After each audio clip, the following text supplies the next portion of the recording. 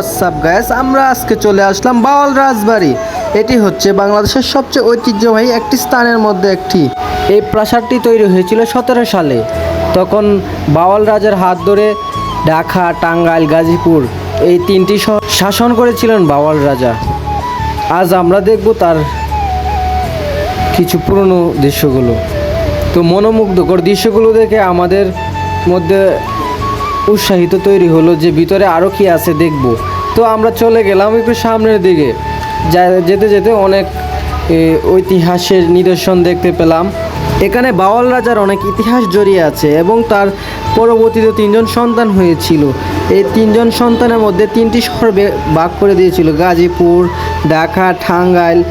তারপর কিছুদিন পরে বাওয়াল রাজা মারা যায় এবং তখন সব দায়িত্ব বিলাসমণি রানীর হাতে পড়ে এবং 3 সন্তানকে মানুষ করেছিল। এবং 3 সন্তানের মধ্যে সবচেয়ে ছোট সন্তান ছিল একজন। তখন রীতি ছিল 3টি শহরকে ভাগ করে দিবে 3 জনের মধ্যে। তখন ছোট সন্তানের ভার নিতে পারেনি এটা, তখন বিলাস রানী মাতাই সব সামলিয়েছিল।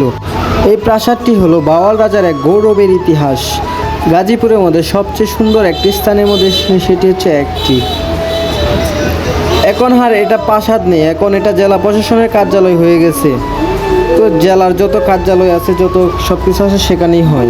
তবে কিছু কিছু স্থান আছে আপনার মনকে মুগ্ধ করবে এবং ইতিহাসের ঐতিহ্য ধরে রাখার মতো কিছু স্থান আছে। তো আপনারা আসতে পারেন সেই গাজীপুরের বাওয়াল রাজবাড়িতে। কালের বিবর্তনে কোথায় হারিয়ে গেল রাজা, প্রজা, সবাই, রানী? আজ সব কিছু নিঃসঙ্গ হয়ে পড়ে আছে, মানুষ নেই, অথচ প্রাসাদ আছে। কি জনজৌলুস ছিল তখনকার সময়ে। মানুষের ক্ষমতা চিরস্থায়ী হয় না, হয়তো সেটি একটি তার প্রমাণ। এই প্রাসাদ তৈরি হয়েছিল মুঘল আমলের 1700 সালে এবং শেষ হয়েছিল 1930 সালে।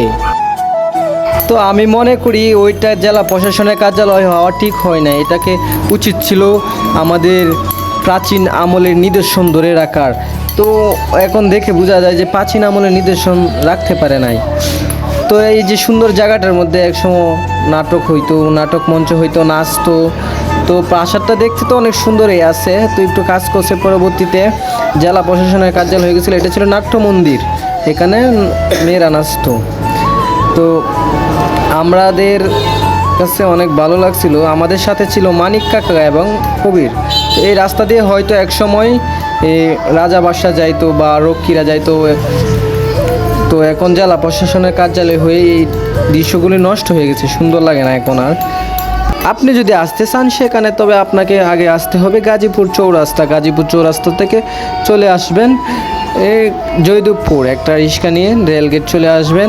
তো এত সুন্দর একটি সুন্দর জায়গা দেখতে পারবেন, ইতিহাসের সৌন্দর্য একটি জায়গা। আমরা স্মৃতি রেখে গেলাম সেই বাংলাদেশের ঐতিহ্যবাহী একটি স্থানে, গাজীপুরে। তো আবারও যদি কোনো দিন আসতে পারি তো আসবো। কোথায় হারিয়ে গেল সেই রাজা, বাদশাহ, রক্ষী? কেউ আর নেই আজ, নিঃসঙ্গ হয়ে পড়ে আছে সেই রাজবাড়ি। তো সবাই আপনারা আসবেন, চ্যানেলটিকে সাবস্ক্রাইব করবেন।